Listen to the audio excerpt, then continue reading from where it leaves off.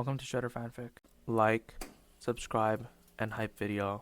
Join members to gain early access to new videos. The main character, after dying in his previous life, he wakes up as Kingpin inside of DC.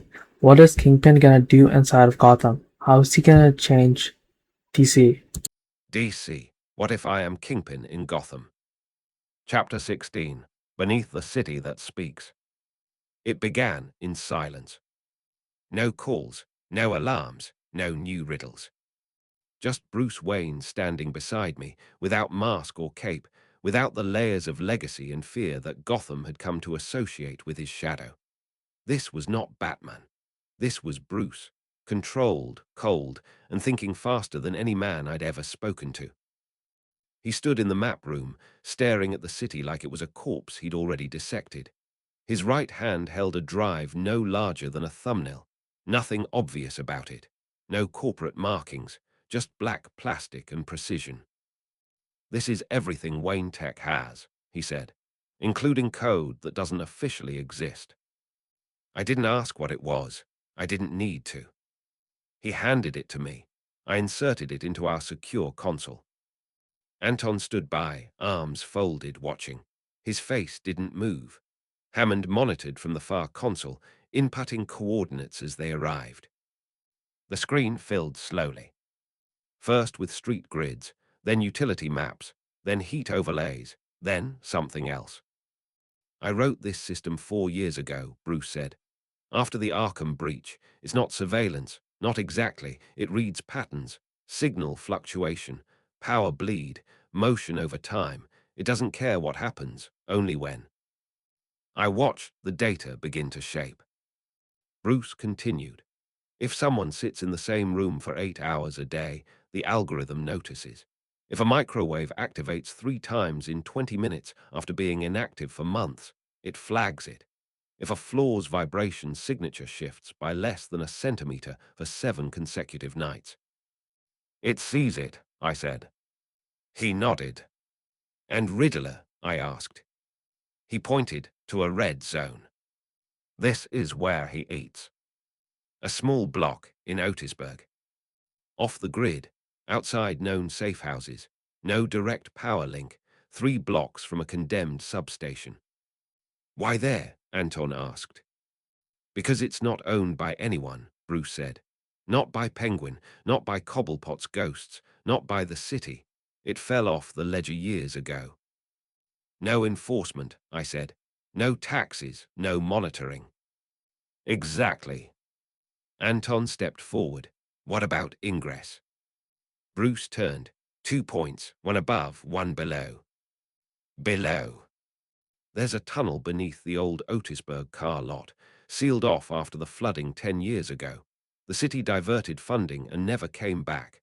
But the drain system still exists. Dry, narrow, forgotten. He's using it." I studied the pattern. He hadn't moved in 4 days. "Why is he staying still?" I asked. "He's not," Bruce said. "He's working. He thinks he's winning, and he doesn't want to move until he finishes the next piece.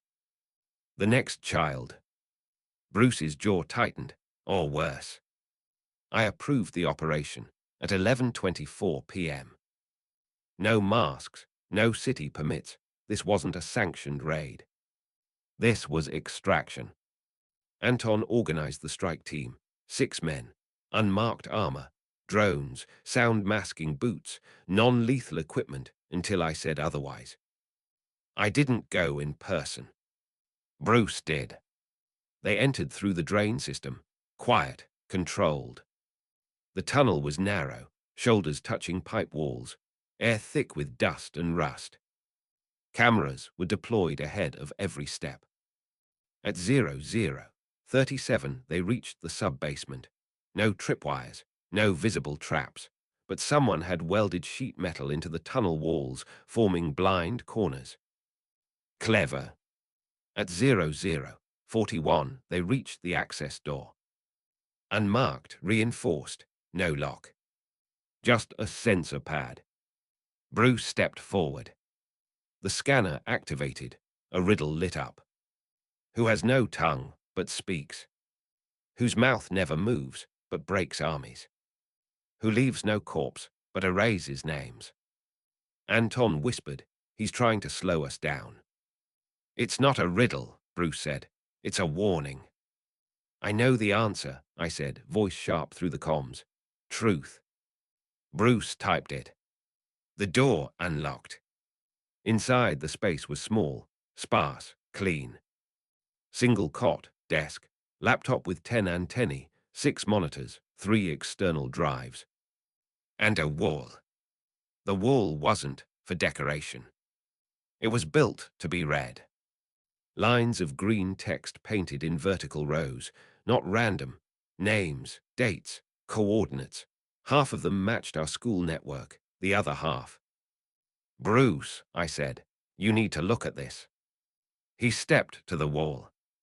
His face didn't move, but I saw it in his eyes. Tension. Some of the names weren't from the public system. They were Wayne Tech staff. Engineers, analysts, people with access to design servers and R&D protocols. He had been collecting their routines, watching them. He had used them. Bruce looked down at the laptop. Anton secured it, the drives, everything. Still no sign of Riddler. The room wasn't empty. It was abandoned. Back at the tower, I reviewed the logs. He hadn't fled, he had moved. 3 hours earlier, before we launched. He'd wiped the room clean, but left the wall behind. That was intentional. That was for us. Not as a mistake. As an insult. I stood by the window just after 3:00 a.m. The city didn't blink. Below, sirens moved at their usual pace. Not for us, not for him. I held the folder in my hands, his schedule, mapped by our system using the Wayne Tech data. He had been watching the girl again, Leela, her school, her walk home. He hadn't struck, but he had moved closer. Hammond stepped beside me. Sir. I didn't answer.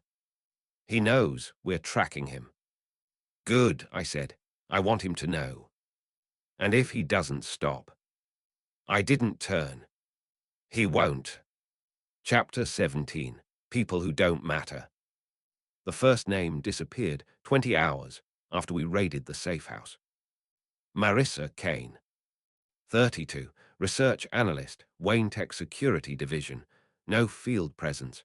She had been stationed in the glass-walled R&D tower in the northeast quadrant of Gotham for 6 years. She worked on signal latency in encrypted broadcast systems, not a top clearance role, not someone the city knew. But Riddler had written her name on his wall. And then she vanished. She clocked out of work at 5:38 p.m. as usual, walked 2 blocks west. CCTV caught her ordering tea from a vendor near Parnell Station. Then, nothing. No exit angle, no witnesses. Not even a signal from her phone. It was as if she'd been erased. Anton entered the map room, holding a file already marked red level. His knuckles were tight across the folder's edge. We confirmed it, sir. Kane's gone. Hammond looked up from the far console. Confirmed how? No devices, no movement, no trace of her badge ID anywhere in the city's transit log. She left 0 digital residue. It wasn't a disappearance. It was a scrub. I sat still, watching the center map screen as it blinked. Green to black, green to black. One person gone. Bruce hadn't arrived yet. Could she have run? Hammond asked. Anton shook his head. Riddler's too arrogant. He wouldn't chase. Unless, I said quietly, he wanted us to chase him. By morning, 2 more were gone.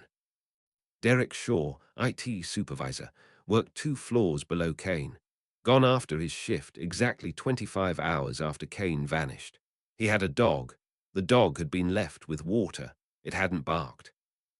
And Joanne Silvers, head of biometric interface for Wayne Medical Logistics. She vanished from her own apartment, door locked from the inside, no signs of struggle, bed untouched. That made 3. 3 names from the wall. All gone within 36 hours. At 6:02 a.m., Bruce arrived. He didn't speak. He walked straight to the console, inserted a new drive. It loaded instantly. The wall was a timeline, he said. He wasn't just listing names. He was listing order. How do you know? Hammond asked. Because the names he didn't take yet are dated further down. Bruce tapped the screen. A line of dates appeared, 2 digits beside each name. Day, hour, minute. Riddler hadn't written them sequentially. He'd written them like code, wrapped in riddles. But Bruce had seen through it. He zoomed in. 4 more names lit up. Next one vanishes in 12 hours. Her name was Mira Does, age 29. Technician, entry-level. She worked 2 shifts per week, checking the Wayne Tech diagnostic terminals for stress fractures in design firmware. Her job was invisible to the company. But not to Riddler. We pulled her from her apartment that afternoon, quietly. No press, no city coordination. We placed her in one of my own facilities beneath a contractor site in East End, unlisted, shielded. She didn't understand why. Why me? She kept asking. Bruce didn't answer. Neither did I. By the time we had her underground, a 4th person disappeared. Norman Ellis. Just a janitor. He had no clearance. Just keys. Keys to buildings, keys to elevators, keys to rooms no one remembered were locked. He had vanished from a stairwell in Midtown. Just gone. I stood in front of the whiteboard we had mounted on the northern wall of the map room. Bruce had rewritten the names from memory. Each one had a time beside it now, a projected point. Some of them had passed, others were hours away. It was a sequence, not random. But something else stood out. All the names were peripheral, people at the edges, not heads of department, not top minds. He was targeting those the system overlooked. The people no one missed until they were gone. At 10:12 p.m., Bruce stood beside me. He's testing your reach, he said. I know. If we miss the next one, he'll make the body public. I know. He's not killing them yet, but that doesn't mean he won't. I looked at him. This isn't about murder, I said. It's about priority. He didn't answer. He wants to see if we'll protect people who don't matter. I called Hammond. Give me all the names from the wall. We have them already. No, not just the ones that disappeared. I want everyone who works with them. Anyone who shares a badge zone, a cafeteria rotation, a transit route. I want the network. Understood. Anton, I said, start pulling people, move them, quietly, rotate shifts, disrupt patterns, make it impossible for him to plan. Anton nodded. That'll trigger suspicion. Let it. Riddler didn't care about secrets. He cared about assumptions. That's what the names meant. They weren't important people. They were invisible ones. He wanted to know if I could protect people no one ever noticed. At 3:08 a.m., a 5th target almost vanished. Almost. Her name was Eliza Greaves. Delivery clerk. She left the Midtown distribution office on foot, as she did every Thursday. We had a drone overhead. 3 blocks in, a blackout. 8 MP. 15 seconds. When the drone came back, she was gone. But we were ready. Anton's men had been tracking her from below, following sewer lines. They intercepted him in an alley. He was wearing a delivery uniform, green vest, no face mask, no weapon, just a black van parked half a block away. When they approached, he spoke without turning. You found the answer before I asked the question. They didn't kill him. They couldn't. It wasn't him. It was a decker. Inside the van was a speaker system. A recording. 5 for 5, Wilson.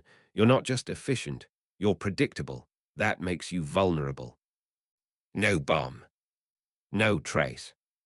No fingerprints. Just a clock. Digital. Counting down from 72 hours. Bruce stood over the console that night. The clock mirrored on every screen. This is the real game, he said. No riddles. Just time. And the question. He looked at me. The question is, how many people can you save without knowing who they are? Riddler had moved again. New safe house.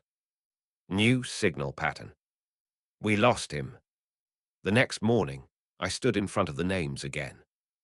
17 listed. 5 had vanished. 1 was attempted. 11 remained. Each one surrounded by 30, 40, 50 others. Invisible people, the workers that held Gotham together. I drew a circle around the entire grid. This, I said quietly, is who he's trying to erase. Bruce stood behind me. What do we do? Anton asked. I looked at him, then at Bruce, then at the board. We outthink him. Chapter 18. Before the clock hits 0. The digital timer blinked across every screen. 71:03:12. We didn't wait. No speeches, no long strategy sessions, no debates about morality or optics or chain of command. There wasn't time. This wasn't a war to be won through dominance. This was a test of reaction. Riddler had issued a dare without a riddle, a clock without a code. He had removed his own voice from the equation, and in doing so, made the silence feel louder than any broadcast. Anton stood at the main console with Bruce, hands flat on the desk, eyes tracking the readouts. Bruce had mapped the sequence already. 5 confirmed disappearances, 1 intercepted. 11 names remained, but they weren't targets anymore. They were cover. The real threat was beneath them. I've been rechecking the surveillance logs, Bruce said, voice tight. The pattern isn't in the people, it's in the airspace. Explain, I said. There's signal decay, light interference. Every time someone vanished, we logged microstatic across commercial drone footage in the area, not visible to the eye, but measurable. ZOS. Low-frequency broadcast fields, short bursts, tight range. They suppress smart devices. Dead zones lasting no longer than 60 seconds. Anton tilted his head. So he's not just operating beneath us, he's jamming above us. Exactly. Bruce tapped the screen. I layered that interference over the names from the wall. A new map bloomed across the digital display, thick with radiating circles, tight clusters of static logged by Wayne-Tech aerial systems and private satellite partners. Only one location appears in all 6 interference zones, Bruce said. He zoomed in. A city block emerged. Here. I stared at it. Gotham's old public transport, Relay 34. Shut down 7 years ago, a relic of a failed subway expansion. The blueprints had been archived, the permits revoked, and the land deed forgotten, buried under city council corruption and shifting district lines. No cameras, no heat logs, no occupancy audits. It wasn't even considered infrastructure anymore. Why there? Hammond asked. Because it doesn't exist, Bruce said. We moved fast. 20 men, trained, unmarked. Not mercenaries, operators. Anton led half, Bruce led the other. I stayed behind. This wasn't pride, it was necessity. Someone had to watch. The field was already spinning. Routes, locations, contacts, biometric checks, synchronized field comms, timed infiltration. We had less than 70 hours to either stop him or he would erase the rest. Not with bombs, not with guns, just silence. quiet, deliberate removals, enough to cripple the idea of order. We couldn't let that happen. They entered the zone at 03:41 a.m. 2 drones moved ahead, one below sewer level, the other above rooftops. Nothing triggered. No motion. No heat. No sign. "Are we sure he's here?" Anton asked through comms. Bruce's voice came back low. "He's here." The entrance was a false elevator shaft, welded shut on the surface, but hollow beneath. They dropped in, one by one. First drone cut out at 7 meters. Second cut out at 10. No signal past that depth. Inside the shaft, the passage widened into an old service corridor, originally built for maintenance crews back when Gotham believed in mass transit. The walls were concrete, but clean, too clean. He'd lived here, rewired the power, filtered the air, flooded the tunnels with misdirection. Each chamber led to 3 more. Each choice was a wrong one. Anton's voice cut in, "We've got heat." Bruce's reply came fast, "Move slow." They found the first server room at 0408. No monitors, no keyboards. Just wires. Wires that fed out like veins, leading into the walls, feeding something deeper. "It's a relay station," Bruce said. "He's bouncing his signals through this place, but he's not here." "Then where is he?" I asked through the mic. Anton turned to one of the walls. "It's not about where, sir," he said. "It's about when." Bruce found it 10 minutes later. A room, small, half-built. And in the center, 4 chairs. Bolted down. Restraints at the wrist and ankle. Empty. But used. You could see it in the way the dust had settled unevenly. You could smell it, metal and sweat and plastic that had been cleaned too recently. He had brought people here, and then moved them again. At 04:47, Bruce stopped. He didn't say anything for a long time. Then, "Wilson." I stepped closer to the console. "I'm here." "He's not hiding people." "What?" "He's recording them." Anton's voice came in. "Say that again." "He's not just kidnapping, he's copying. Patterns, speech, movement, facial recognition. Every target was scanned. And now he's feeding that data into an AI server with full behavioral prediction capability." "For what?" "He's going to simulate them, digitally. He's going to make Gotham think they're still here." "Why?" "Because then no one will notice they're gone." I stood silent. That was the game. That was the punchline. He wasn't trying to kill. He was trying to erase. And in their place, he'd install perfect compliant replicas, chat logs, video footage, voice calls, emails. A facsimile of their presence. And if no one ever noticed the difference, then Gotham's structure would have failed completely. Because the invisible people would have proved replaceable. We found the server 38 minutes later. 2 rooms beneath the last tunnel, encased in aluminium shielding, heatless. Bruce approached it slowly. "Tripwire," he said. Anton confirmed. "Laser sensors, not visible to eye, patterned to room vibration. If we open the door wrong, it goes." "Bomb?" Hammond asked. "No, wipe signal. Burns the entire drive." "I can stop it," Bruce said. He knelt, took out the kit. Worked in silence.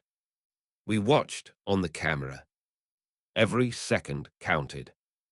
65, 12, 45. The door clicked open. No sound. Just space. 3 racks of servers. Monitors. 1 chair. 1 single screen, active. Not text. Not riddles. Just names. One by one, they blinked on the screen. The ones we'd already saved. The ones we hadn't.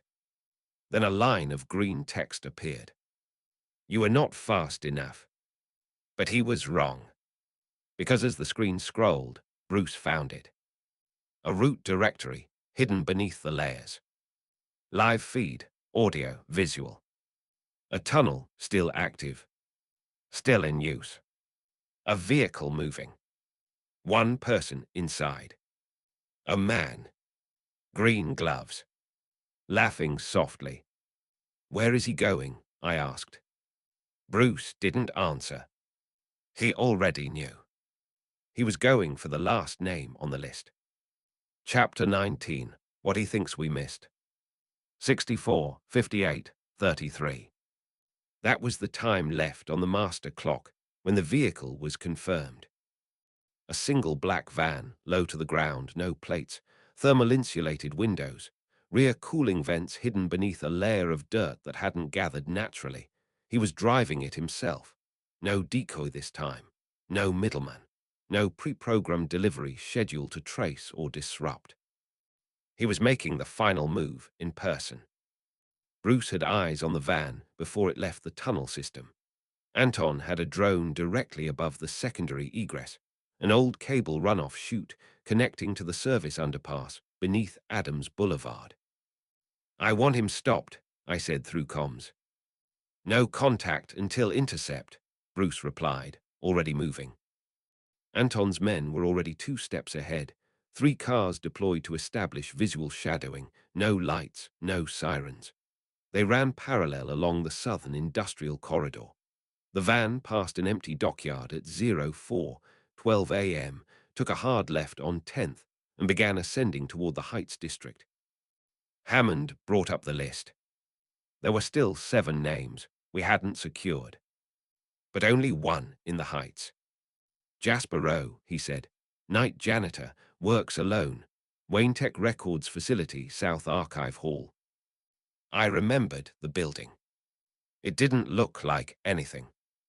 Just a grey box set into the hill, 3 floors of server backups, physical ledgers, archived hard-copy documents for zoning and city development projects. The city's paper shadow. That's where he was going. Not for the man, but for what the man cleaned. 64, 47, 19. Bruce was in position. I could see his car parked 3 blocks down, unmarked, but unmistakable to me now. He didn't speak as he moved. He never did when he was like this. Anton's men coordinated from the west and east entrances. The building had 4 access points. We sealed 3 of them remotely using city service locks. Only the north loading bay remained open. That was the trap. The van slowed, parked, and stopped moving. No ignition off, no exit. He sat inside. We watched. 5 seconds. 10. 15. No movement. Bruce spoke into the comm. He's watching for us. Let him, I said. No, he's counting. Anton moved into place at the far stairwell. Bruce flanked from the opposite end, silent. Still no movement. Until the drone's feed glitched, just for 1 second. Then he was gone. He had exited the van without being seen. No door opened. No trunk. No vibration. It was impossible. Unless he had never been in it at all. Anton swore into the mic. Sir, we've got motion, building interior, 2nd floor. Hammond's fingers flew across the input console. Confirmed. Security sensor just dropped on sublevel. He's already inside. Bruce moved instantly. No hesitation. Just entry. The building was silent. No alarm system. No patrol. Just echo. Jasper Rowe, the janitor, was still inside, verified on internal badge logs. He hadn't left. His shift ended at 5:00 a.m. It was 4:21. I want eyes on that room, I said. Where's Rowe? Anton moved fast. 2 men swept the archive corridors. Bruce was already descending towards sublevel A. He found Rowe 5 minutes later. Alive. Duct tape on his mouth, zip ties on his hands. Unconscious, but breathing. No injury, no blood. A clock was taped to his chest. Not counting down.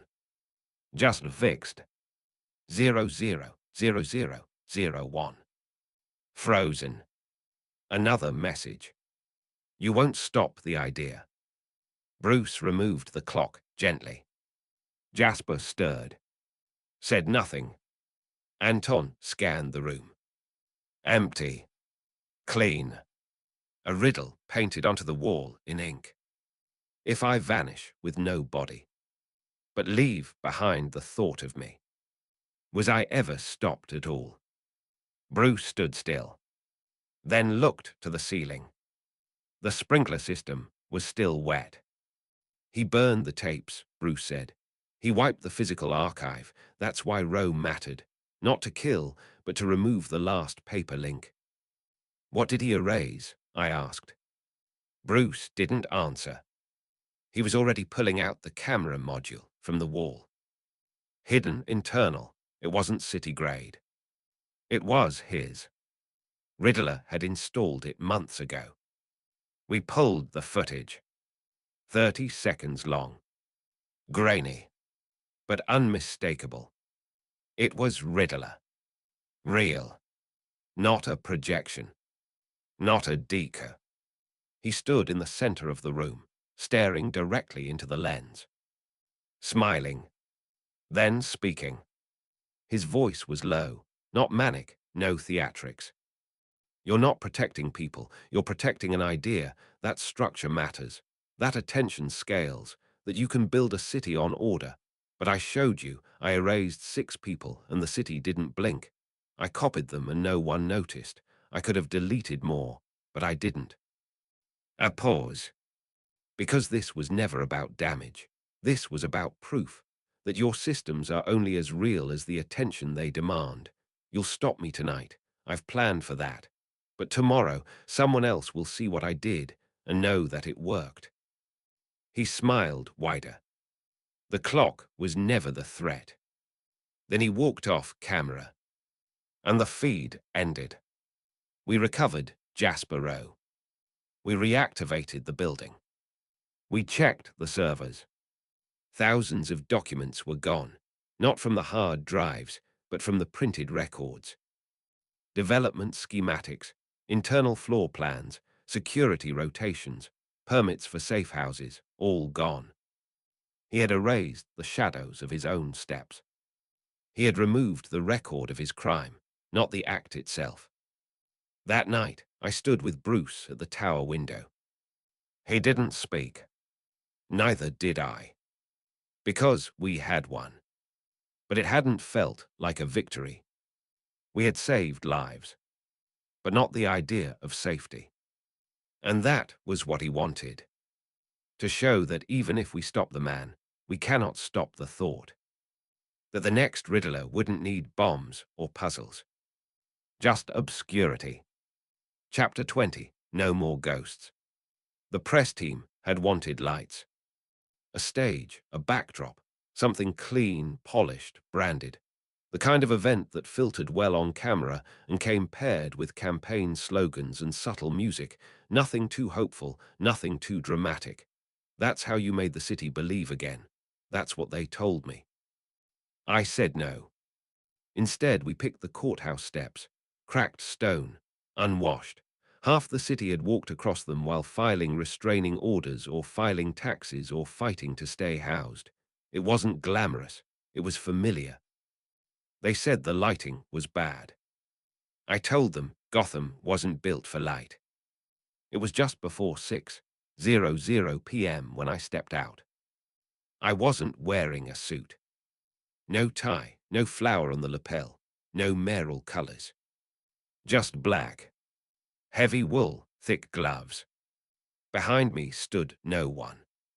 No security, no aides, no Wayne Industries staff. Not even Bruce. This was mine, and it had to be.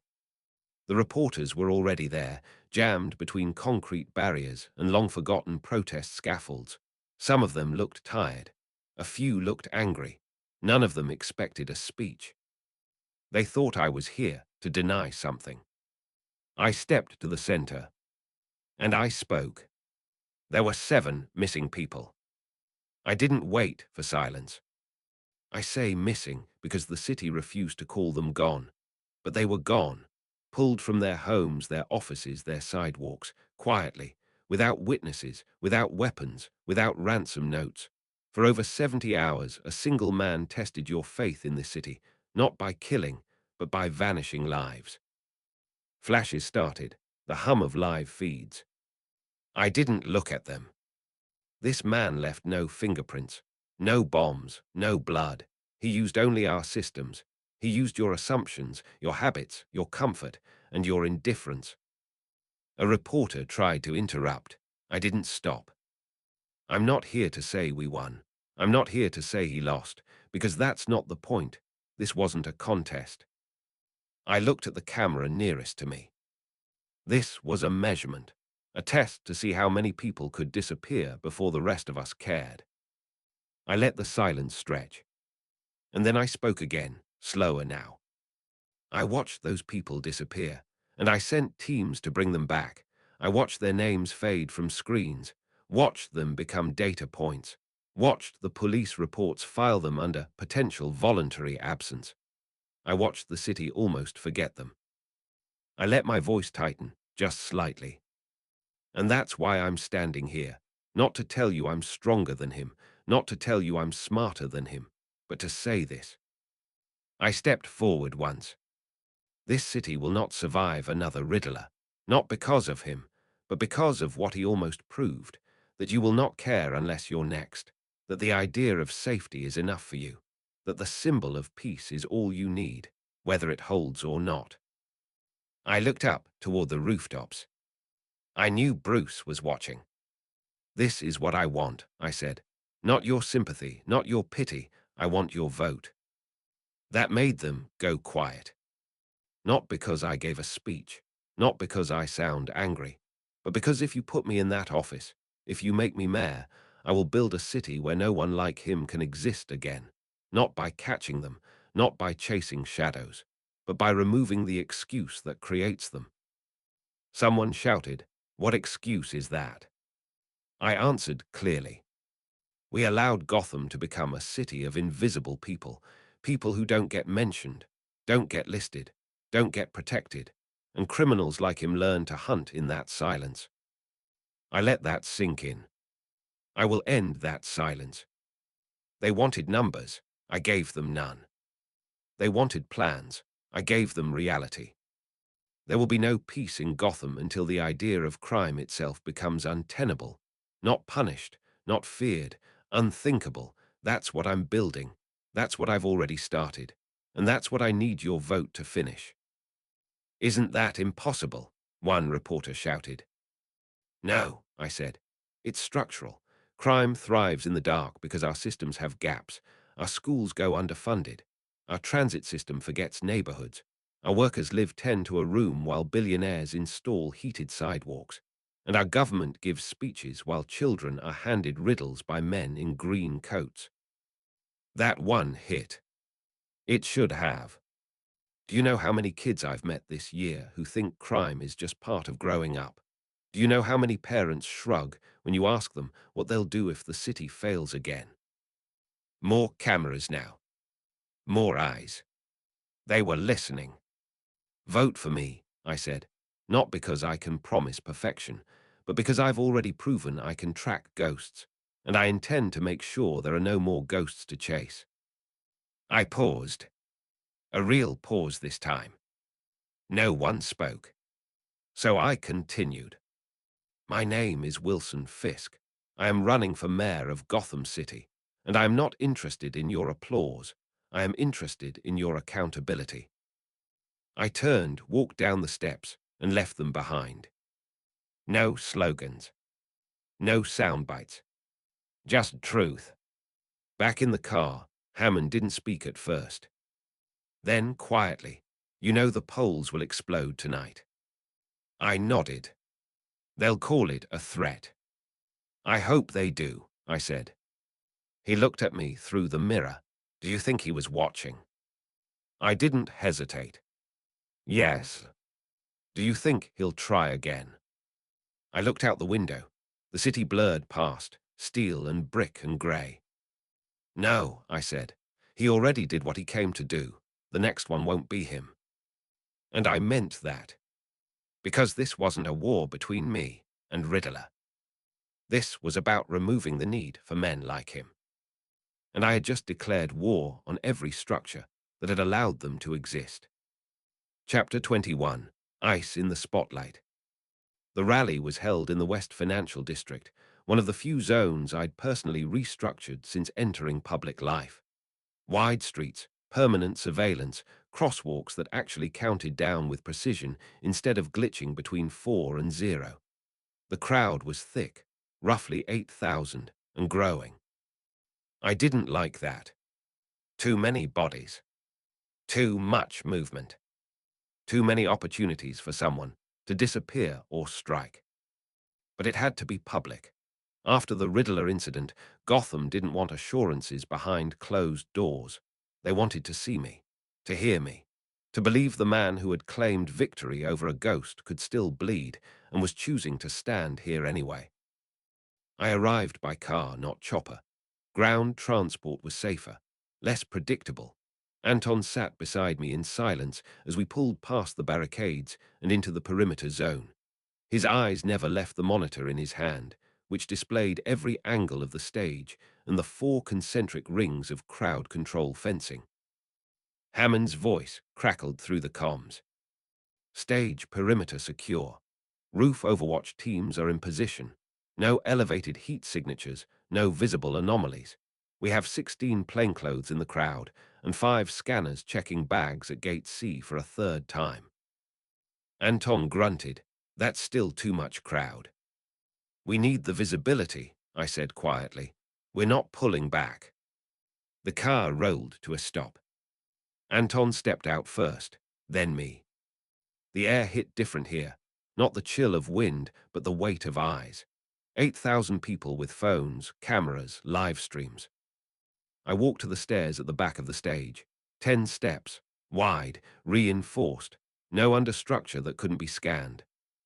No banners, no decorations, just a black backdrop and 2 flags. Wayne Industries had funded the stage. I didn't ask Bruce if he'd be watching. I already knew. The speech began at 9:02 p.m. "Gotham has always believed that we must endure pain to be strong," I said into the microphone, the words smooth, rehearsed, but never empty. "But pain is not a virtue. Endurance is not a system, and crime is not inevitable." Applause, scattered at first, then louder. I continued. "We stopped Riddler not with fear, but with structure, with response, with coordination. That's not a miracle. That's what every citizen deserves." Applause again. And that's when the power cut. It wasn't immediate. The microphones stayed active. But the lights, those died first. Stage lights, overhead flood lamps, the perimeter barricades, all at once.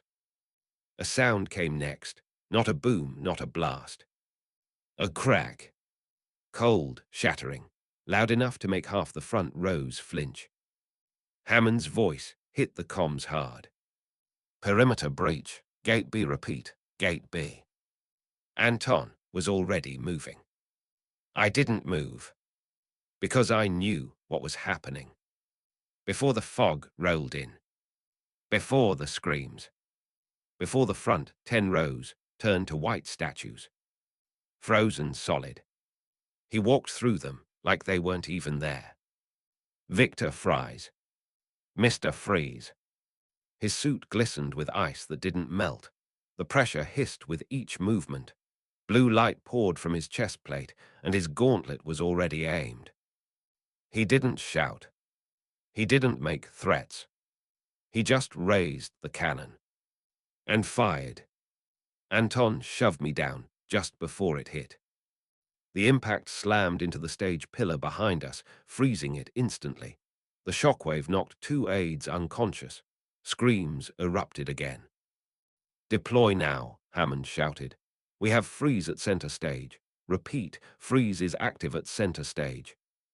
He kept walking. He wasn't spraying wildly. He wasn't aiming at the crowd. He was coming for me. Anton raised his weapon, non-lethal at first. Didn't matter. The round bounced off Freeze's armor like a pebble. "Don't shoot," I said. "You'll only give him more reason." "He's here to kill you," Anton snapped. "No," I said. "He's here to punish me." Hammond's drones swarmed from the rooftops. 4 moved in from overhead, attempting to box him in with electrified cables. It bought us seconds. But seconds were enough. Bruce struck from the right flank, not in full armor, just the lighter suit he'd modified for public intervention. He didn't announce himself. He never did. But Freeze felt him, and the cannon swung mid-step. The two collided. A shockwave of cold vapor blew across the stage. Anton dragged me to cover behind the stairs. I could hear every moment. The shriek of metal, the grinding hiss of temperature, differentials slamming into Kevlar and carbon. Bruce took a full blast to the chest and kept moving. The fight wasn't cinematic. It was brutal. Blunt. Victor wasn't here to be dramatic. He was here to make a statement. And Bruce had interrupted it. I forced myself up, walked around the side of the stage. Through the cold, through the smoke. I locked eyes with Freeze. He saw me. His cannon whirled. Bruce tried to intercept. But Victor spoke before either of us moved.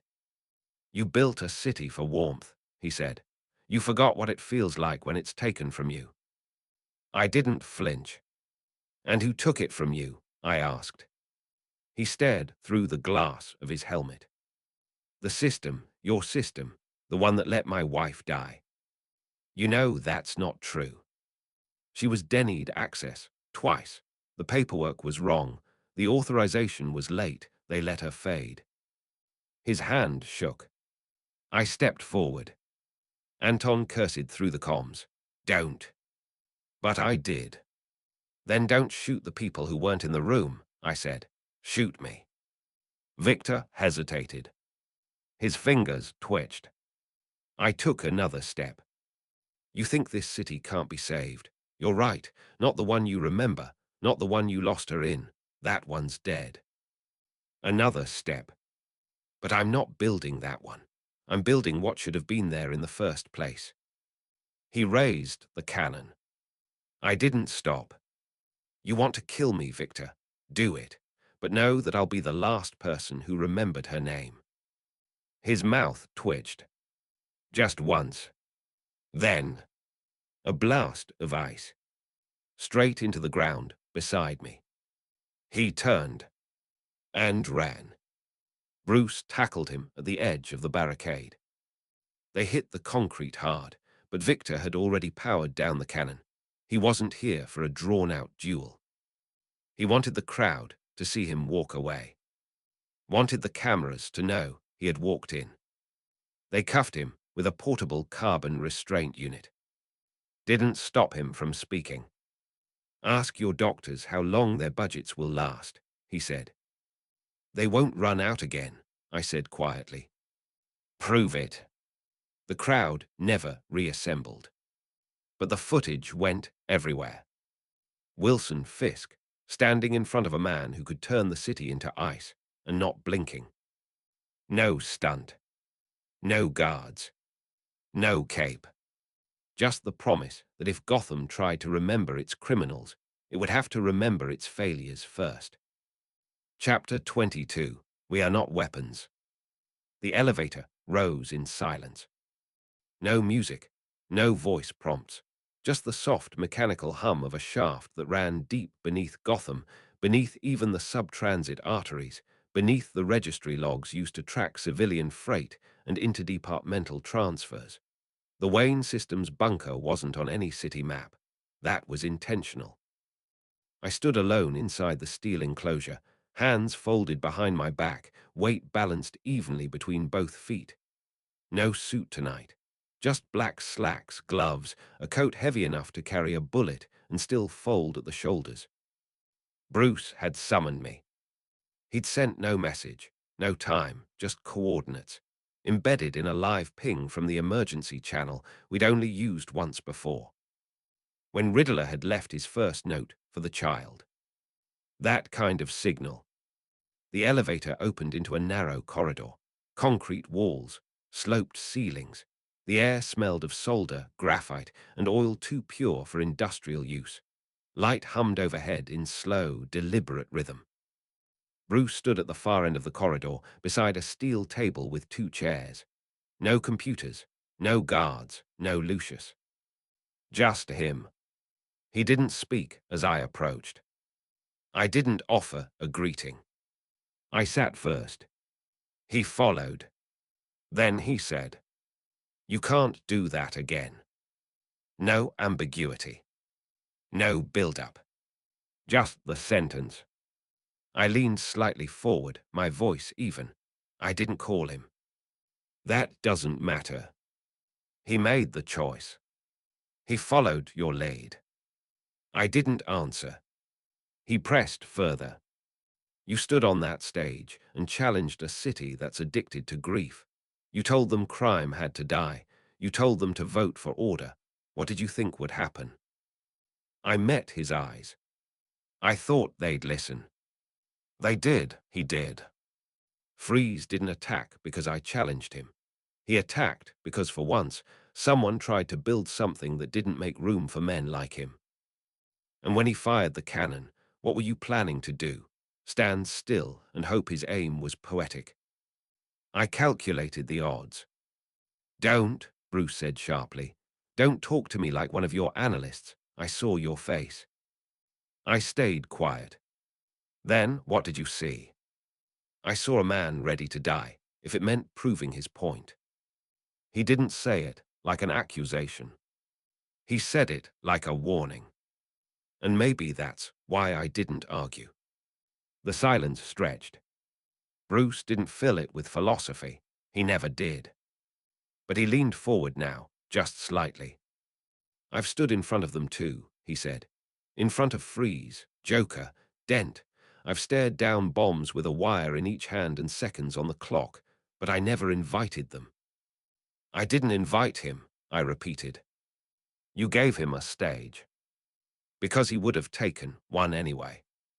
Bruce didn't speak. So I continued. I don't get to live in shadows. I'm not a myth. I can't vanish between rooftops.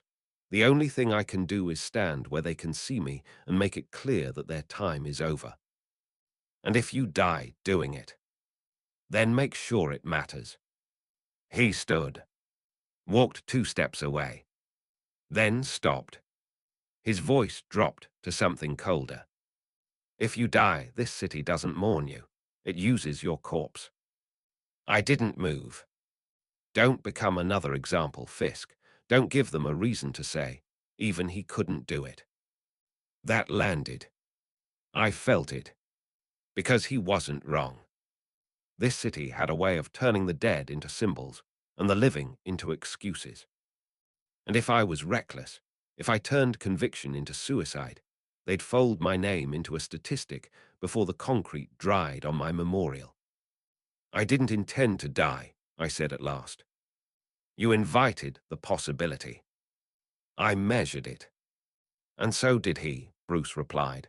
Freeze didn't miss. He let you live. He wanted you to feel it. And I did. He turned back toward me. Then listen. You've come further than anyone in this city without a mask or a legacy. Don't ruin that because you think dying on stage makes your campaign real.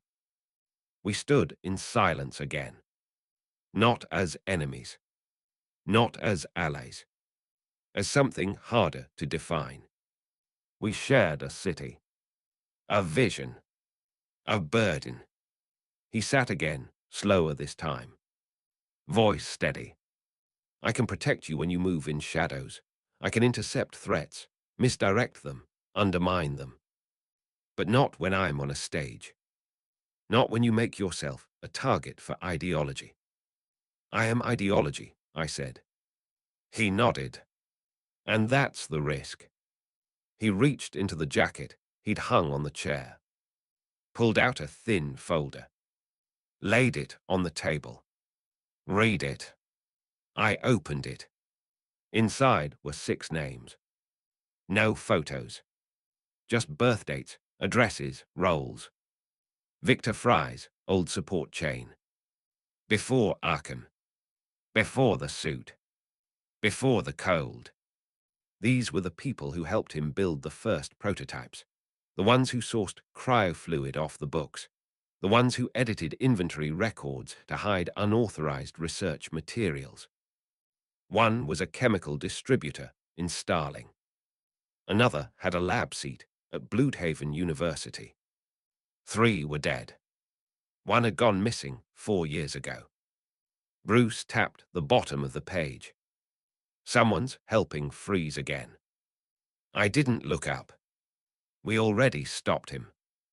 Not enough, Bruce said. Not until you understand. He didn't build that new cannon alone. The coolant was different. The pressure system was tighter. Someone rebuilt his core unit with new tech. I narrowed my eyes. Who? We don't know yet, but it was Penguin, and it wasn't Riddler. Then who's funding him? Bruce didn't answer right away. But when he did, his voice was careful. Maybe no one. I waited. He wasn't trying to win. He was trying to fail visibly. He wanted to be arrested. He wanted to be taken into custody, somewhere safe, somewhere controlled, somewhere he can reach us again. I closed the folder. Then we talked to him. Bruce shook his head. Not yet. Not until we find out what he really wanted. He walked to the far wall, pressed a hidden panel. It slid open to reveal a surveillance rig. No live feed, just a blank screen. He turned back. Until then, he said, you stop playing bait. I stood too. I'm not bait, I said. Bruce didn't argue. He didn't need to. Because we both knew what I'd done. And how close it had come. Chapter 23. The Cold Behind the Glass. The Blackgate containment wing wasn't made for men like Victor Fry's.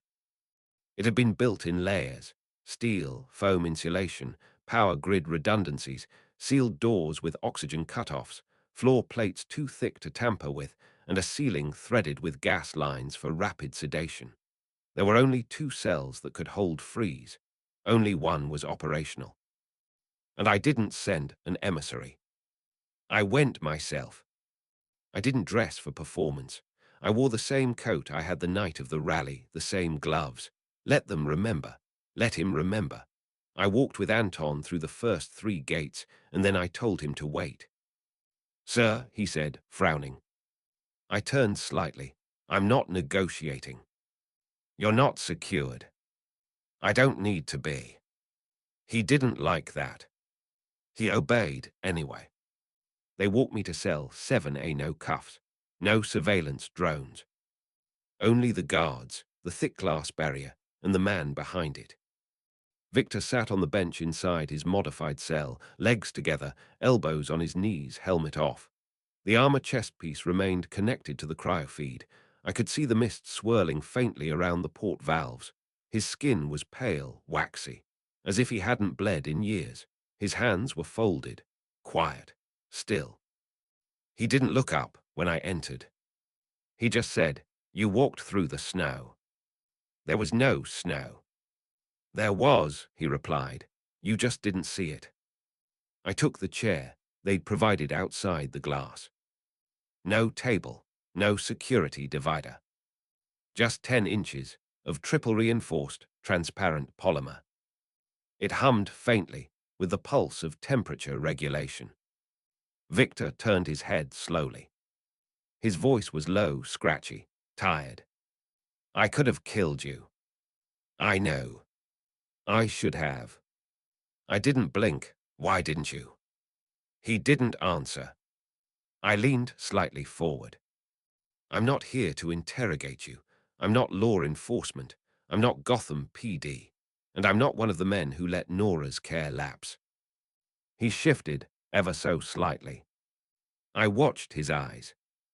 They didn't rage. They didn't weep. They remembered. And that was worse.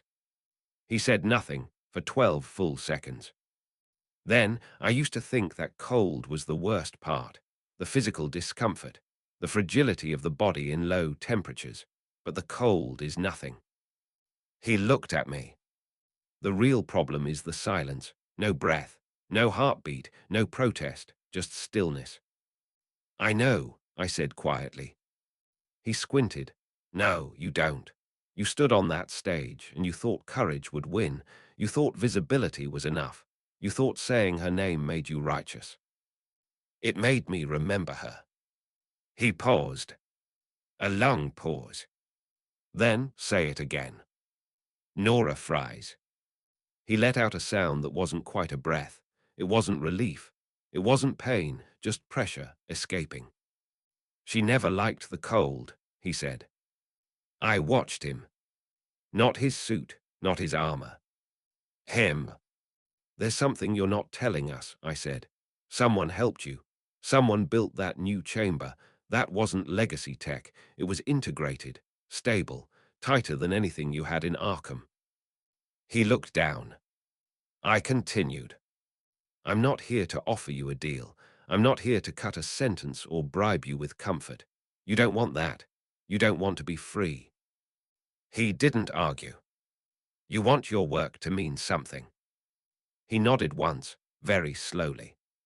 I leaned forward. Then tell me who gave you the tech. His eyes lifted again. I never said they gave it to me. That shifted something. I waited. Then asked, you stole it? No. Then. They gave me access. To what? An idea. I frowned. He looked up, more alert now. You think I was upgraded by an arms dealer. You think someone handed me a new freeze core and wished me luck. That's not how this city works anymore. Then how does it work? He leaned back, resting his head against the wall. They don't want your city, Fisk. They don't want money. They don't want votes. They want proof. Proof of what? That you can be made. I didn't like that. Not the tone. Not the choice of word. He wasn't being dramatic. He was being literal. You're saying someone helped you because they wanted to see what I'd do. He nodded. That cannon was a test, not of me, of you. They watched how you handled Riddler. They watched how you faced the crowd. They wanted to see if you'd break, if you'd show weakness. I sat back, slow. And what do they think now? He smiled. Just a little. They think you're real, and that means they'll keep coming. The silence stretched again. I didn't interrupt it. I let him sit with it. Let him realize he'd already told me more than he'd meant to. After a moment, I said, give me a name. He didn't blink. Give me a direction. He said nothing. Tell me what's coming next. He looked up at the corner of the room. Spoke softly. They'll send someone who doesn't believe in plans, someone who doesn't test, someone who just strikes. And when they do, you'll realize how much colder the city can get. I stood slowly. He didn't follow me with his eyes. He just sat there, breathing slow, mechanical vapor curling around the frost valves. As I turned, he said one more thing. She's still in the cryo chamber. You know that, don't you? I paused. I do. Then build something that matters, he said, before they turn her death into your justification. I didn't answer, because he was right. Chapter 24. Every door they left open. Nora Fry's name was never on the Wayne Tech master server. Not once. That was the first thing we confirmed. Anton, Hammond, and I, no medical tag, no research ID, not even a stray input from the decade of her care. The only references to her cryocase existed on private lab logs held under Arkham facility codes, most of which were manually deleted during the mass data scrubs that followed the fall of Blackgate's old board of oversight. Which meant someone had re-entered her files manually, recently. Begin with tech distribution logs from the last 3 quarters, I said, seated in the map room. Hammond tapped the terminal. That's over 14,000 entries. Filter by request type, I continued. Specifically, liquid nitrogen housing units, cryogenic polymer plating, and multi-phase coolant compressors. Still 700. Now cross-reference names that don't have open projects tied to those requests. Hammond's fingers paused, his eyes narrowed. 17.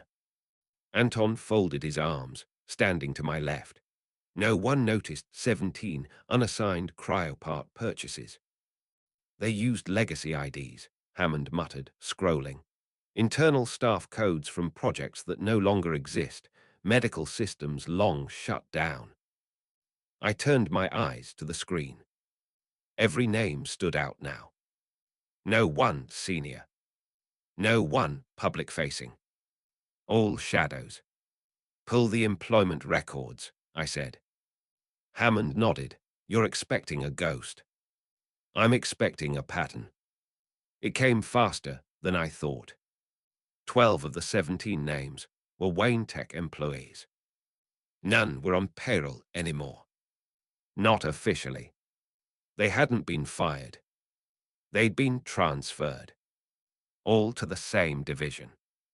Wayne Tech Biotech Research, 14B Delta.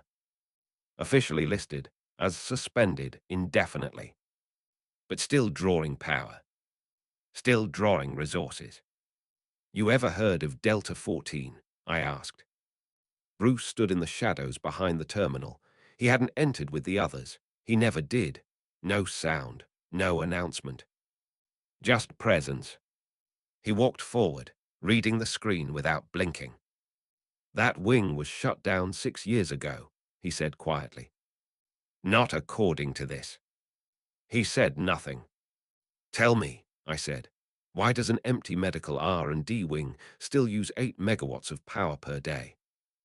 Bruce exhaled slowly through his nose.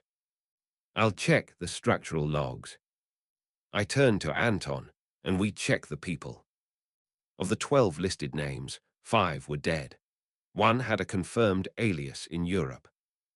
2 had disappeared a month before Freeze's attack. The remaining 4, still in Gotham. All still scanning their badge IDs once a week at facilities that didn't officially exist. I sent Anton. No authorization. No coordination. This wasn't a public matter. This was surgical. The first name was Harlan Kest, technician, 56, heart condition, former cryofluid analyst. He didn't resist the questioning. He looked relieved. He told me she wasn't dead, Harlan said, sweat clinging to his temples. He said she still had viability, that the new coolant would extend her stability window. Who is he? Anton asked. Harlan shook his head. He never gave a name, just a badge, Wayne Tech clearance. Color code. Green. Anton's eyes narrowed. Medical admin tier. Harlan nodded quickly. Yes, medical override. He said the new research was off-book, that we were doing what Wayne didn't have the spine to authorize. The next tech, Giant Lark, confirmed the same thing. Anonymous approvals. Unmarked delivery drones. New materials routed through Delta 14, always at night. Always with frozen fluid compressors, already chilled. Giant didn't even know what the upgrades were for. Do you understand what you built? Anton asked him. Giant didn't answer, because the answer was yes, and he didn't want to say it. By the end of the third interview, it was clear. Someone inside Wayne Tech had provided Victor Fries with upgraded parts, access, and clearance. Not through smuggling, through authorization. Legitimate pathways built into the system. No alarms, because the system believed it was itself. Anton placed the files on my desk that night. 17 forms. All signed. All clean. All impossible to trace to a human name. Because they were signed by the system AI. The system doesn't write requests, I said. No, Anton replied, but it does follow instructions, and whoever embedded the code, they knew exactly what to tell it. Hammond cracked the shell script 2 hours later. At 2:41 a.m., we found the instruction set. Single line. If node 14B queries refrigeration override, assign autorank protocol. Violet full access, night cycle. Simple. Clean. Invisible. No user signature. Just a trigger. That's when Bruce returned. And when he entered the room this time, I felt the shift. He wasn't calm. He was focused. I found something in the floor plans, he said. Delta 14 isn't suspended. It was moved. Where? He laid the new blueprint on the table. Here. The Gotham Mercy Annex, public-facing clinic, 10 blocks from the Narrows, listed as a partnership initiative between Wayne Tech and the Department of Civic Development. Open, clean, staffed with real doctors. But below it, 3 floors of bioresearch, Bruce said. Shielded, soundproof, lead-lined. No employee ever scans in with a real name. I stared at the blueprint. They're still building Freeze's tech. Bruce nodded once. No oversight, no permission, just access. I stood. Then we end it. Chapter 25. A facility that breathes. Time 23:19. The Gotham Mercy Annex was still lit. 3 stories of pristine white hallways and smiling staff, its glass facade still casting warm reflections across a row of empty benches outside. The civilian entrance was unguarded, intentionally, a model of transparency. Inside, the top floor served as a clinic for low-income residents. The waiting room held coloring books, a wall-sized mural of trees. The real work happened 4 levels below. And none of it was legal. Anton met me across from the eastern wall of the complex. No insignia, no weapons, just black jackets and throat mics. 6 of his men were already positioned. Hammond was coordinating the ground perimeter, drone uplinks calibrated to bounce across fire escape nodes and Gotham's maintenance grid. Bruce hadn't arrived yet, but he was coming. He never said how, only when. I pulled the gloves tighter as Anton handed me the blueprint. It was hard copy, no digital record. I scanned the layers again. Top 3, clinic, admin offices, supply logistics. 4th level, unmapped. 5th level, lead-lined. 7th, sealed from beneath. What's the bet they let us in through the front door? Anton asked. They'll pretend they don't know who we are. And if we push, they'll stall, try to move whatever they're hiding before we hit sublevel 4. He nodded once, so we hit first. 23:24. Bruce arrived. He didn't step out of a car. He moved through the alley behind us, silent, unarmored, hood up, just black clothing and the weight of purpose in every step. He didn't say my name. I didn't say his. He passed the blueprint once, then handed me a second folded sheet. Structural weak points, he said. Soundproof doesn't mean vibration-proof. I unfolded it. A column of beams between levels 3 and 4 had been reinforced, not to carry weight, but to contain pressure. What are they holding down there? Bruce's voice was low, controlled. Cryo experiments, not just maintenance, expansion, human interface testing. They're building a successor to Fry's. They're building adaptation. His suit was proof of concept. I exhaled slowly. They're weaponizing it. 23-29. Anton coordinated the breach. 6 entry points. Main hallway, rear loading dock, 2 ventilation accesses, roof elevator, and the northern emergency stairwell. Bruce would take the stairwell himself. I would take the main corridor. No warning. No noise. Just precision. 23-32. We entered. 3 guards in the lobby. Not Gotham PD. Not Wayne Tech badge holders. Private security, marked by the wrong boots and the too clean uniforms. No names, just warm smiles. Can we help you, gentlemen? No, I said, and pushed past. Anton followed, 2 men behind him, straight through the main hall. No shouts, no guns. The guard lifted a radio, then stopped.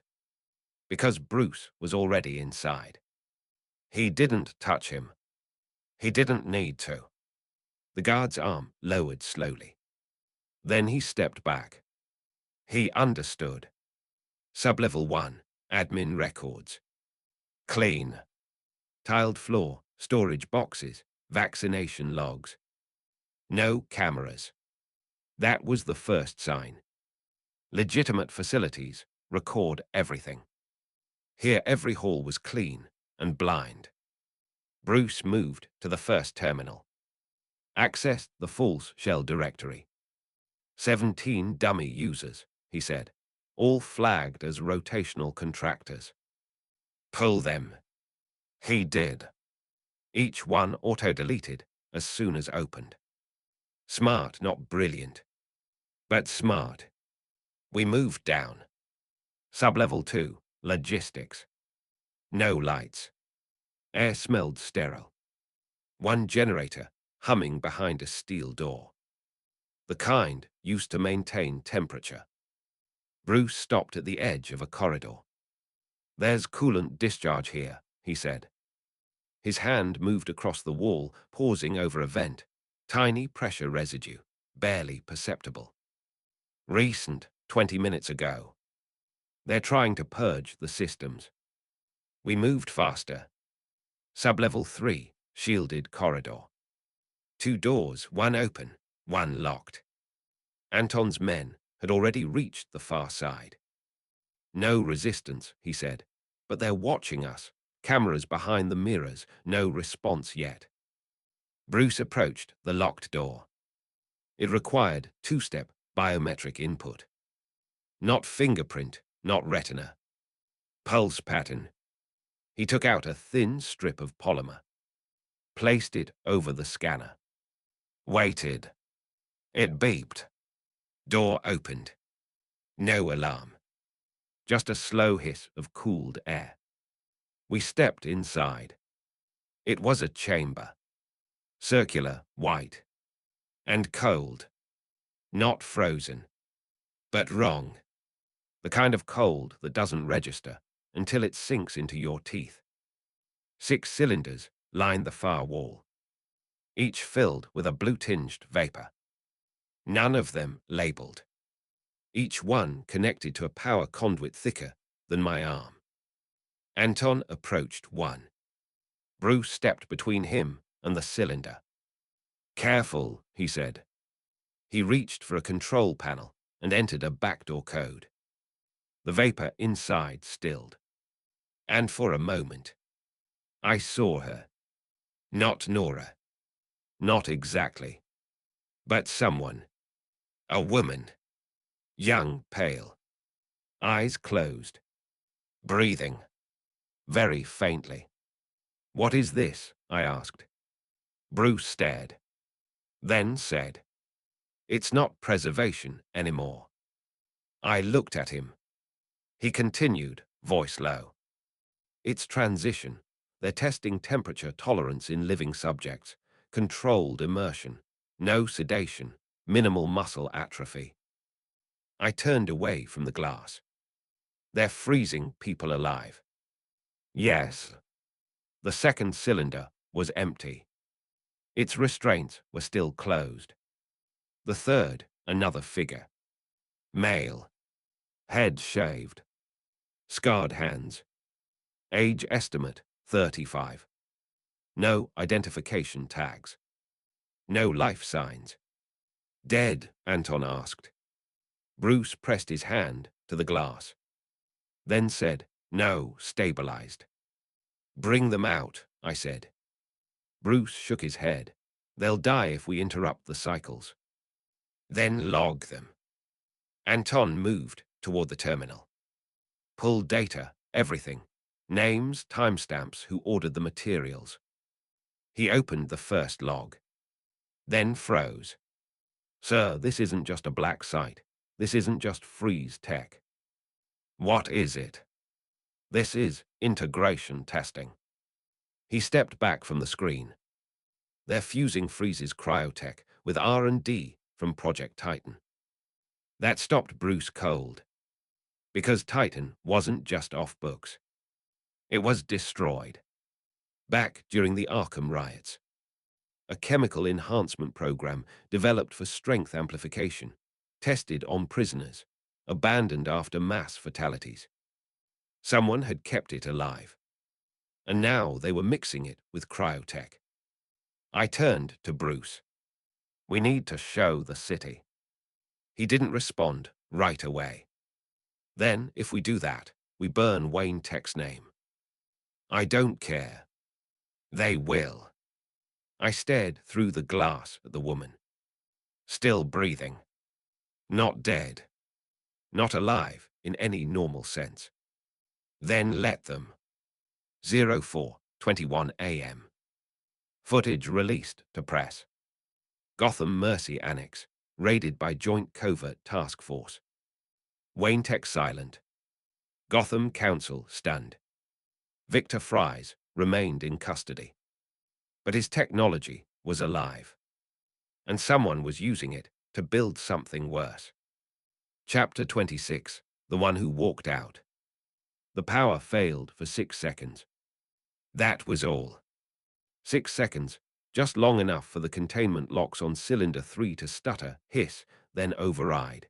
The internal pressure sensors didn't alarm because the heat shift was too subtle. The terminal hadn't yet finished the purge. He was gone by the time Anton returned to the lab floor.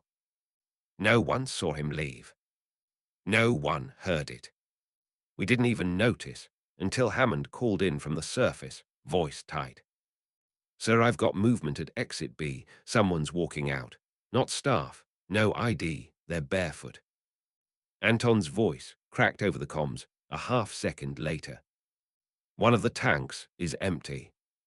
I reached the top of the stairs in time to see the first camera angle. A man, pale, head shaved.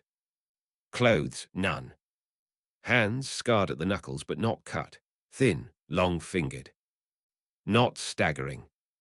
Not weak. Walking. Straight through the northern perimeter, past a downed fence. No panic. No effort to hide. He didn't run. He just left.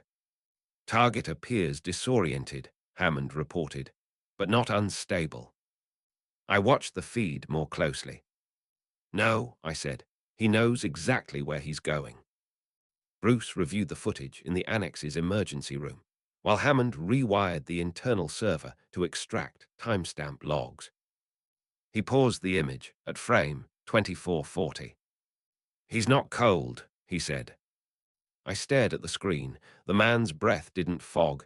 His skin didn't pink. No goose flesh. No tremble. He walked out of a cryo chamber with no recovery phase, I said. He doesn't need one, Bruce muttered. He rewound the tape. Watched the exact moment the cylinder hissed. No alarm, no jolt. Just a click, and then the man opened his eyes. On his own. Name, I asked. Subject 3, Bruce said. No birth record, no listed provider. Age estimated, mid-30s, muscle density unknown. Resting pulse didn't register. Vitals. Bruce pulled up the logs. The system marked him as stable, but under adaptive stress, which means he was changing. Exactly. Anton stepped into the room, gloves still on. He's not in the immediate radius. Hammond checked all footpaths. Traces went dead by the train yard. Trains, I asked. Anton shook his head. He didn't board. He entered the tunnels. I looked at Bruce. He didn't say anything. But we both knew. 0640 a.m. Narrows underground zone. The sun hadn't yet touched the edge of the city. The lowest district, the narrows and the rusted arteries of steel beneath it, was always colder than it should be. This morning, it felt different. I walked through the eastern tunnel entrance with Anton and 2 of his men, all in silent formation. No commuters, no civilians. Just steam, and a line of wet footprints, slowly vanishing. He's still cold, Anton muttered. No, I said, scanning the edge of the steel beams. He's managing the cold. What's the difference? The first means he's recovering, I replied. The second means he's using it. We followed the trail, 40 meters in, before the prints vanished. Then we saw the metal. Bent. Warped. Not melted, folded. A steel service hatch, designed to withstand weight equal to a small train engine, had been pressed inward like paper. Bruce's voice came in through the comm. I have something, he said. Go ahead. The subject wasn't cryo-experimentation only. The notes reference a hybrid, a test group. I stopped walking. What kind of test? Bruce's voice lowered. Cryogenic stability plus Titan-based cellular adaptation. Anton froze next to me. You're saying he's on Titan? No, Bruce said. He is Titan, cryo-hardened metabolism, reduced blood flow, neural remapping for sub-temperature perception. He can live in cold, breathe in cold, and if the reaction is stable. He doesn't feel pain, I finished. That changed everything. Anton knelt by the torn hatch, examined the twist pattern. This wasn't brute force, he said. It was precision. He knew where to pull. That's training. Or instinct, I said. We moved forward. Another 30 meters. Until we found the first body. Gotham Transit Security, late 20s, beard, wallet untouched, gun still in its holster. Frozen. Eyes open. Face covered in frost. The arm was raised halfway, as if trying to signal before the body locked. No trauma. No fight. Just cold. Like he'd been standing in a freezer and stopped. Anton signaled to his men. Start a radius scan. He's heading west. Why west? I asked. He pointed at the wall. Old graffiti, half-washed. But under the top layer, you could still see it. A name. Wren. I stared at it. Who is Wren? Bruce answered over the comm. One of the techs who worked the Delta 14 site. Real name, Ellis Wren. Former Wayne medical engineer, mid-level. And, I asked. He disappeared 3 weeks ago. Last seen entering the cryolab's transfer gate. You think Subject 3 is looking for him? Bruce's voice stayed steady. I think Wren named him. 07:15 a.m. Wren's apartment, East Side sector. We moved fast. Anton's men reached the door and found it already open. No signs of forced entry. No noise. No struggle. Just steam. The kind that didn't belong in a high-rise apartment. It crept from under the bedroom door. I entered slowly. Gun lowered. No one inside. Just a shattered lamp. A jacket on the floor. And one word carved into the window with a frozen fingertip. WHY. He came here, I said. Bruce arrived 7 minutes later. Walked the room once. Touched the wall. Looked at the carving. Then said, he's not hunting, he's asking. Anton stepped forward, asking what? Why he exists. The subject hadn't taken money. Hadn't taken food. He didn't destroy the place. Didn't kill Wren. He just came and then left. And in the trail of frost he left behind, there was no pattern. Only direction. Down. Always down. As if the heat of the surface repelled him. As if light was rejection. And now, somewhere beneath this city, something cold and alive was walking toward an answer we hadn't even begun to understand. Chapter 27. Lock the Earth Beneath Us. 08:04 a.m. Gotham Transit Control didn't understand what they were authorizing. The request that crossed their terminals at 08:04 wasn't labeled as an emergency. It wasn't marked with flashing text or top-tier encryption. It bore a quiet Wayne Tech admin code and a subheader that read, Directive, Infrared Sweep, Sectoral Power Diversion, Level 3 Priority. Purpose, Subterranean Integrity Audit. Temporary closures expected. No one asked questions. No one stalled it. Because I didn't send it through government channels. I sent it through infrastructure. There are 172 mapped tunnels beneath Gotham. That count doesn't include maintenance chutes, forgotten sewer lines, or the 1,000-year-old catacombs beneath the Narrows that the city never recorded after the earthquake. Only 22 of those tunnels were considered warm zones, meaning consistently monitored, with light and ambient heat sources. The rest were cold, still, silent, perfect. 08:41 a.m.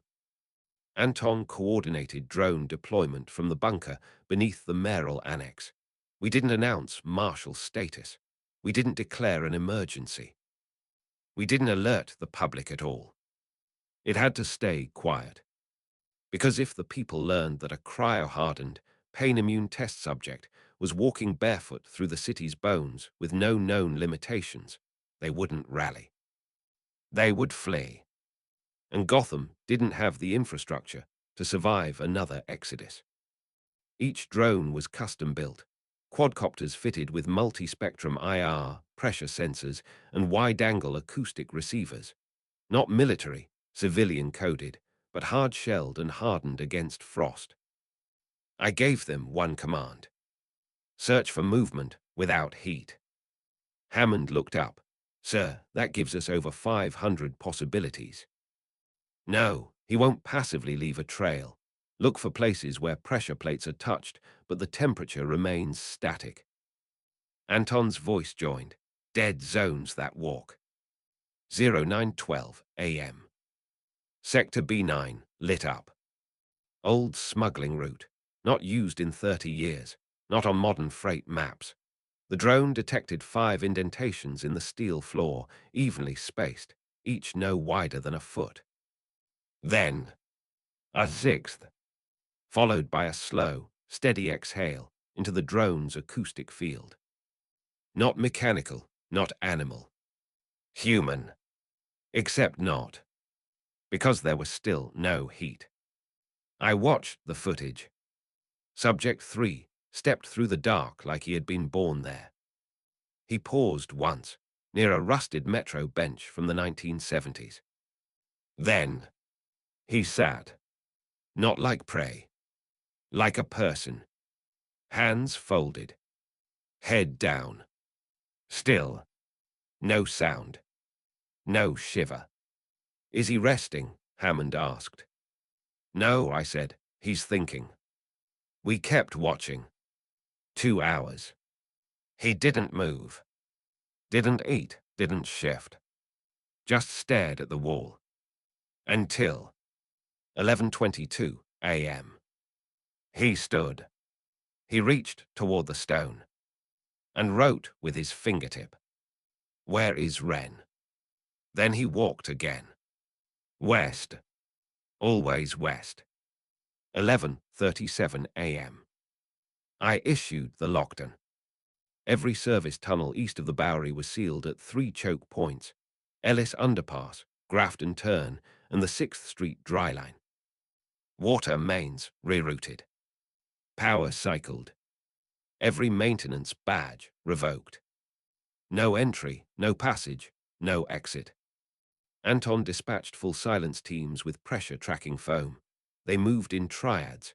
No radios, no overhead cover, just mapprint logs and cold light lenses. We gave them no guns. Only steel batons and recall triggers.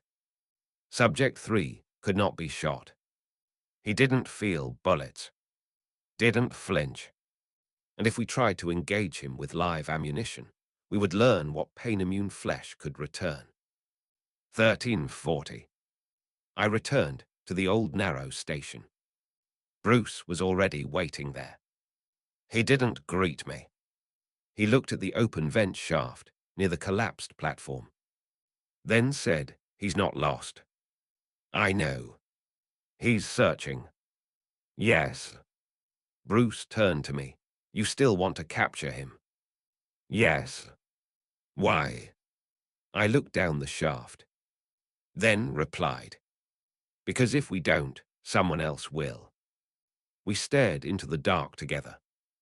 2 men, both shaped by systems we didn't choose, both knowing that the monster we were tracking wasn't acting on hunger or violence or madness. He was acting on creation, on the shock of waking up in a body that shouldn't exist, in a city that had already forgotten his name. A ghost built to survive winter. And if we let him walk much longer, Gotham would stop seeing him as a threat and start seeing him as hope. The wrong kind. The desperate kind. The kind that always ends in blood. Chapter 28. The Ghost That Heals. Time 04:06 a.m. Location: Understructure Zone K, below Gotham South Medical. The old underground hospital was never meant to be used again. It sat beneath the foundation of Gotham South Medical like an orphaned ribcage, pre-quake architecture, long forgotten, unlicensed, untouched by any modern system. The only people who knew it existed were the city archivists, a few veteran EMTs, and the homeless who sometimes passed through during the colder months. That was where Subject 3 went. Not to hide. To sit. Anton was the first to report it, his voice low over the comm line at 04:06. He's here, confirmed visual. Location: basement beneath Gotham South, not the active floor, the one they walled up after the fire code violation. He's in the surgical room. I brought up the camera feed. No lights. No movement. But there he was, sitting on the floor, back against the rusted operating table, palms open, breathing slowly, visibly, in air that had turned white with his presence. Not dead. Not breaking anything. Just waiting. That's when the nurses started talking. Not to us. To each other. Someone's down there. He's not hurting anyone. The girl stopped shaking. We didn't hear the stories directly.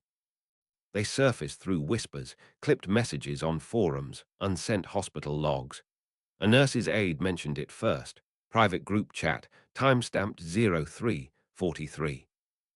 Kid in Ward 6 finally stopped seizing. Nothing worked until the air got cold.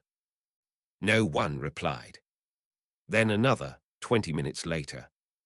Burn patient's swelling reduced. He kept saying he saw a man made of ice watching from the window. By morning, 3 more unverified cases. A heart patient stabilizing.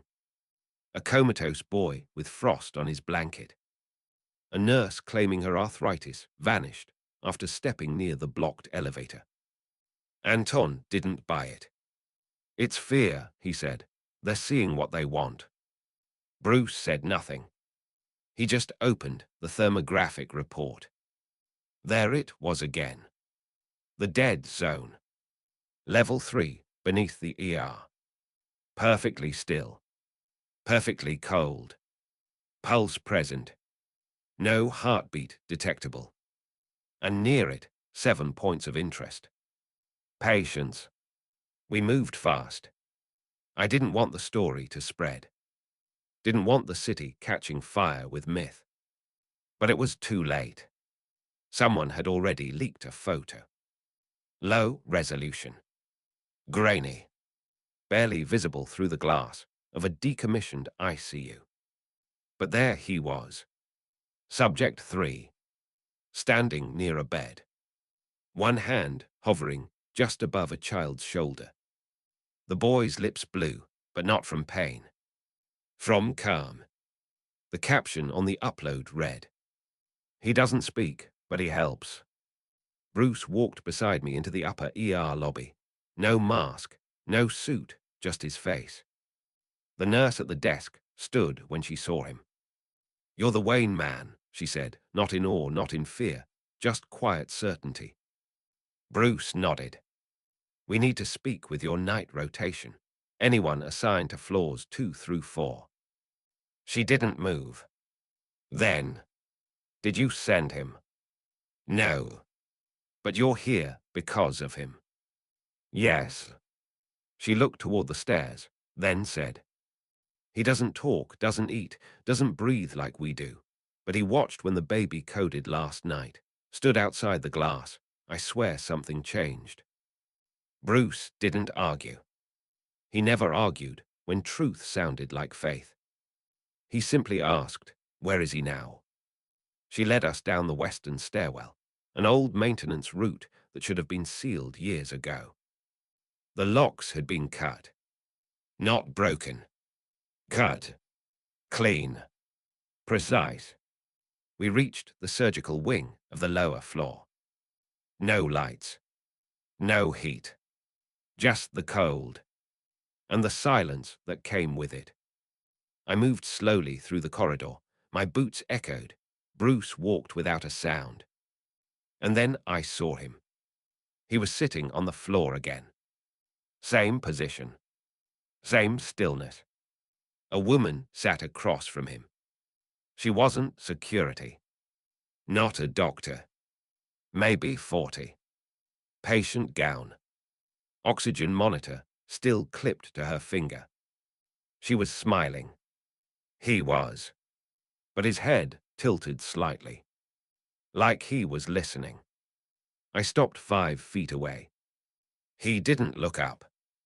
I spoke quietly. Subject 3. Nothing. We're not here to take you away. Still nothing. We just want to understand. Bruce stepped forward. He didn't try to command. He didn't reach for anything. He simply said, "Why her?" Subject 3 turned his head, slowly. Just slightly. The woman's hand moved up. She whispered, "He told me not to be scared." We both heard it. Both looked at each other. Bruce's voice remained steady. "He speaks." She nodded, "Not loud in here." She tapped her temple. "Like wind in your chest, like quiet." We stood with them for several minutes. No one moved. No one shouted. I watched the way the frost crawled across the tiles. Not fast. Not dangerous. Like a breath. And I understood, finally. He wasn't here to hide. Or to hurt. He came here because he knew. Because whatever Ellis Wren had told him, whatever purpose they had burned into his nervous system, there was still something human underneath. A need to give back, even if he didn't know why. Even if it hurt. Even if he was a weapon. He was trying to heal. Later, Anton pulled me aside. He has to be moved. I didn't disagree. But I didn't say yes. Not yet. Can we contain him? Anton asked. Bruce looked at me. Then said, he doesn't need containment. He needs a place. And I realized, maybe for the first time in this city, we weren't chasing a threat. We were chasing a hope we didn't understand. And if we weren't careful, the city would fall in love with it. Chapter 29. The Man Who Made Him. Time, 2051. Location, Gotham Upper East. Unmarked townhouse, utility access only. Ellis Wren had been hiding in plain sight. His apartment was modest, too modest. Industrial furniture, second-hand sofa, steel sink with its handles replaced, no pictures, no art, one window covered with foil insulation tape, the kind used for emergency sealant on high-pressure chambers. He hadn't planned to stay long. He'd been living like a technician, not a fugitive. Which meant he knew how to disappear. But he hadn't. Because he was waiting. For me. I entered alone. No Anton, no drones, no backup. Just a short nod to the man who opened the door, sweat already pooling along the curve of his spine. He didn't ask who I was. Didn't need to. Ellis Wren knew exactly who walked through his door. He said, if you're here to kill me, wait until I explain. I said nothing at first. I walked past the makeshift workbench, surgical tubing, printouts of Wayne Tech logs, schematic overlays of temperature dispersal ratios mapped against human nerve clusters. And above it, pinned to the wall, a single image. Subject 3, standing beside a cryo chamber. The timestamp, day 0. I didn't authorize his creation, Wren said. I turned slowly. He looked thinner than his last badge photo. His eyes twitched at the corners, not panic, disintegration. He hadn't slept in days. His hair was damp. Every few seconds he rubbed the side of his neck like the skin didn't sit right. You were the engineer of record for the Delta 14 protocol, I said. I was a consultant. I helped stabilize the coolant intake system. That's it. Don't lie. I'm not, he said, sharper now. They didn't tell me what he was. Then what was he? Wren swallowed. Then. He was a question. He pulled a file from a desk drawer. Not a computer, a paper file. Inside, 32 sheets of printed test logs, annotated, tagged, organized. I read them in silence. Subject 3, no origin record, no birth date. Engineered at embryo stage from vitrified cell samples, reanimated under hyperbaric chamber conditions. Grown to maturity through accelerated telomeric replication. Cryochamber integrated with Titan sequence gene therapy. Final result. Adaptive regenerative male, immunized to thermal variants, and designed for deep biocircuit stabilization. I lowered the file. This isn't preservation. Wren shook his head. No, it's prototyping. I folded my gloves slowly. Who ordered it? Wren hesitated. Then said, I never saw a name. All the orders came through the override AI. Bruce and I already broke the AI shell. I know, he said. That's why I ran. Who else was on the project? No one who's alive. He sat down, exhaling slowly. They didn't want a man.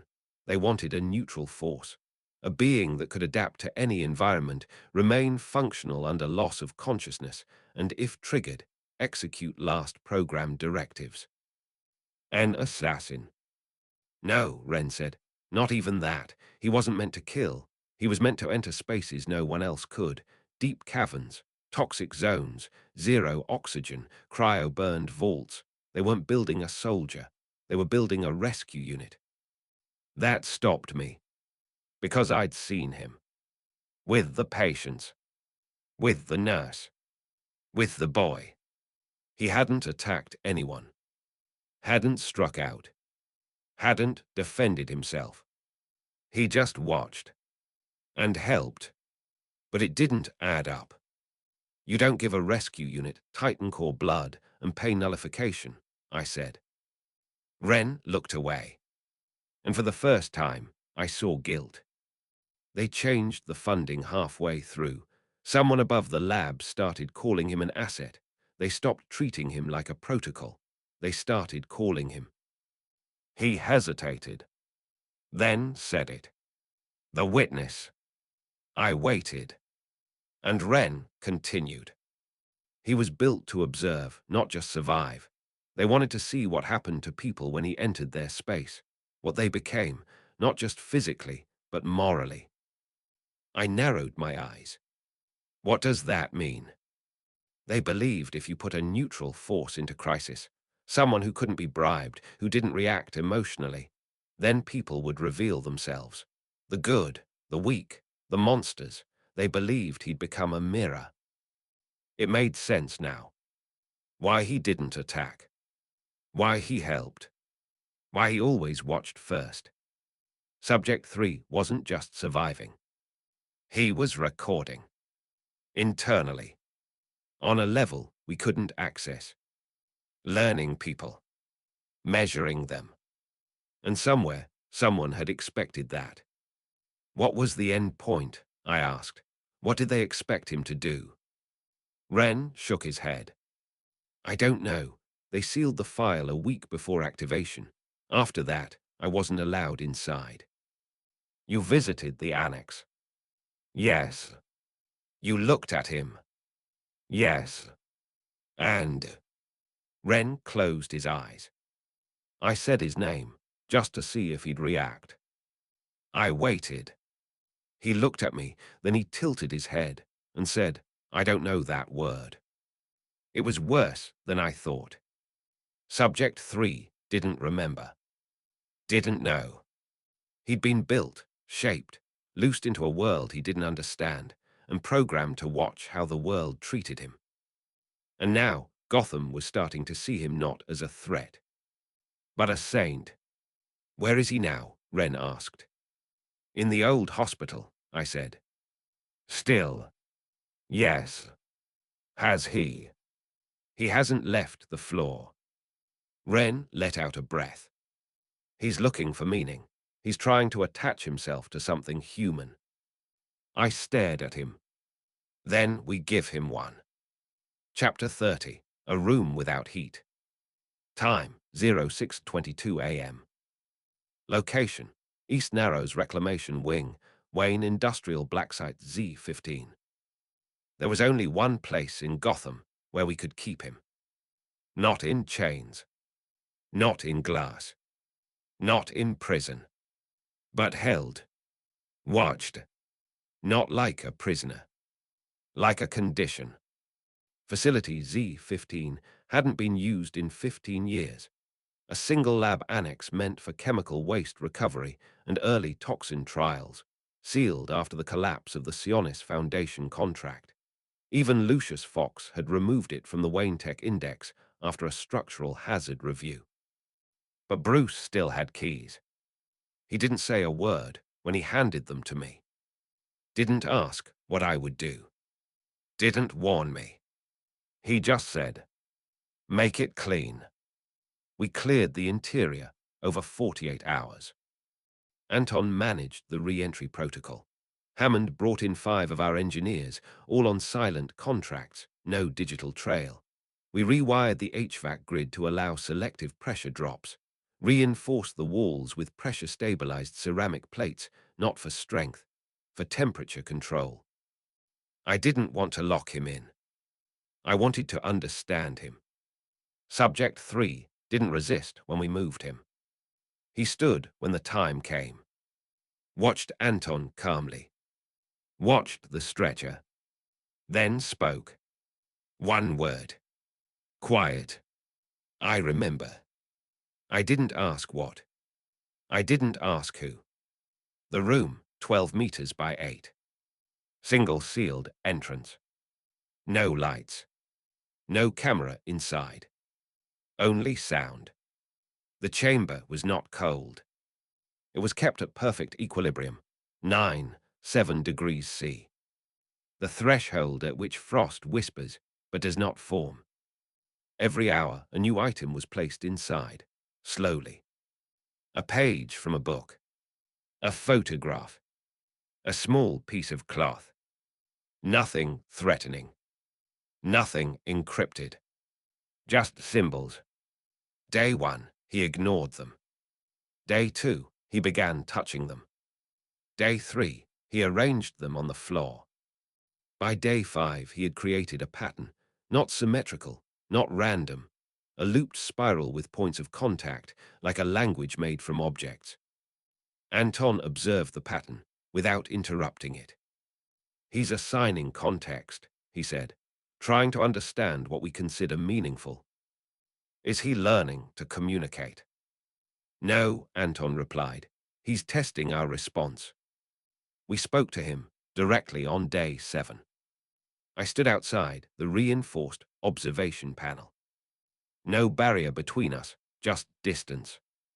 I said, "Do you know who I am?" He stood, nodded. Wilson Fisk. Why are you here? He tilted his head, then said clearly, "To see what happens." That was when I knew. He remembered more than he admitted. He understood this was not a prison.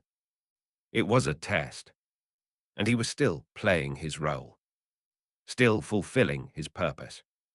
To witness, to watch what kind of man I would become, and whether I would stay human in the face of power.